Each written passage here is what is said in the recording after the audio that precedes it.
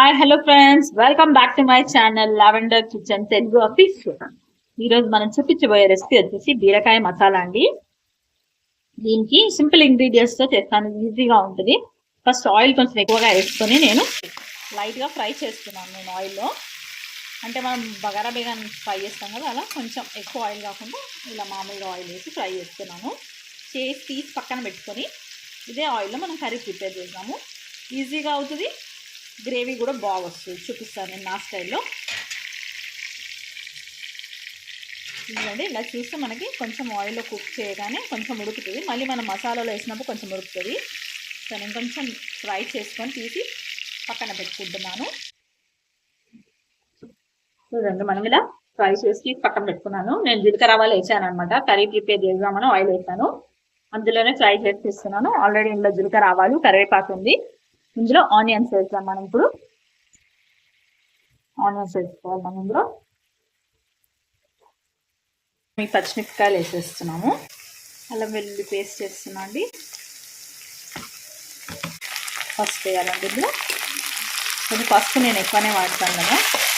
మసాలాకి కొంచెం నువ్వులండి, ఒక టేబుల్ స్పూన్తో 2-3 స్పూన్లు నువ్వులు. మళ్ళీ వచ్చేసి కొబ్బరి, ఒక చిన్న చెక్క కొబ్బరి తీసుకున్నాను. దీన్ని నేను గ్రైండ్ చేసుకుంటాను, మసాలా కోసం యూజ్ చేస్తాను. నాకు ఇది రెడీ అయిందండి. ఇందులో నేను 2 టమాటోస్ తీసుకున్నాను, ప్యూరీ చేశాను. ప్యూరీ వేస్తున్నాను. ఇంత పచ్చి వాసన పోయే వరకు మనము కలుపుతూ ఉండాలండి. ఆయిల్లో మగ్గాలి టమాటా కానీ మనం చేసుకున్న మసాలా అనేది. మసాలా ఇప్పుడే వేయను, నువ్వులు కొబ్బరిది ఇప్పుడే వేయను, ఎందుకంటే చిక్కబడుతుంది. టమాటా మొత్తం అయినాక, ఆయిల్ రిలీజ్ అయినాక మనం అది వేద్దాం. కారం వేసుకోండి. నేను కొంచెం స్పైసీ ఉండేటట్టు వేస్తున్నాను. మీ టేస్ట్ అకార్డింగ్ మీరు వేసేసుకోండి.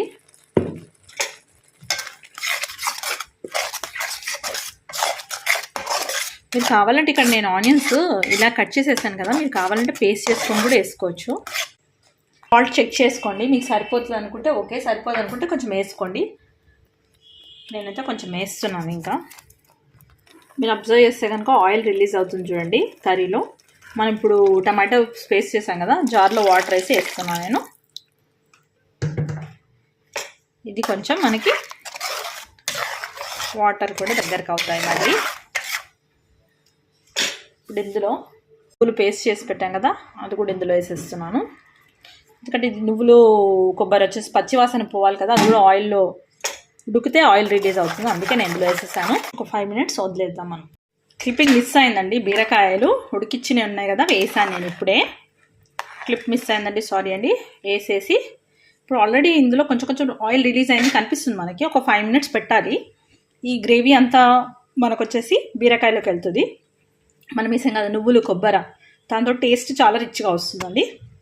చాలా సింపుల్గా, చాలా ఈజీగా చేసుకోవచ్చు. మనం ఎప్పుడు బీరకాయ పెసరపప్పు, బీరకాయ టమాటా కాకుండా ఇలా కూడా చేసుకోవచ్చు అనమాట. ఇది రోటీతో కానీ రైస్తో కానీ దేనితో కానీ తినొచ్చు. ఒక 5 మినిట్స్ అయిన తర్వాత మీకు మళ్ళీ చూపిస్తాను. చూడండి, కర్రీ ఆల్రెడీ రెడీ అయిపోయింది. ఇందులో కొంచెం ధనియా పౌడర్, కొంచెం ఇంట్లో ప్రిపేర్ చేసిన గరం మసాలా వేసుకుంటున్నాను.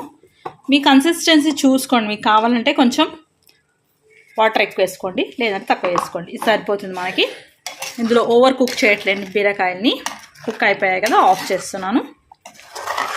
ఇదండి ఆయిల్ చూడండి, బాగా రిలీజ్ అయింది. చూడండి ఎంత బాగా అనిపిస్తుందో. ఇదండి బీరకాయలు కూడా ఆల్రెడీ మనం ఆయిల్లో ఉడికిచ్చాం కదా, ఎంత మెత్తగా అయిపోయాయి అనమాట. సో నేనేం చేస్తున్నా అంటే స్విచ్ ఆఫ్ చేసుకుంటాను. మీకు సర్వ్ చేసి చూపిస్తాను. మీకు కనుక నచ్చినట్లయితే please like, share, subscribe my channel. Thank you for watching. Thank you for your time. ఇదో